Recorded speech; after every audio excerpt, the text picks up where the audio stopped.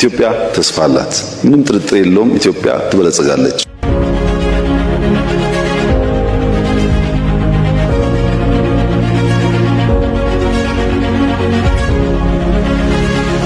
ተስፋን ነው የምንዘራው።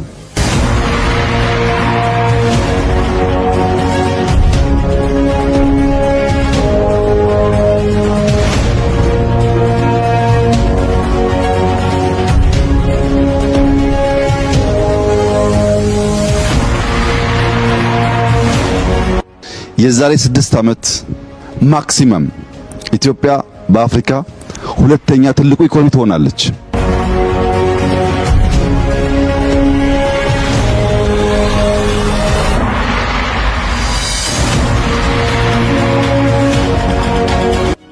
የዛሬ 10 ዓመት በአፍሪካ አንደኛ ኢኮኖሚ ትሆናለች። ምንም ጥርጥር የለውም ይሄን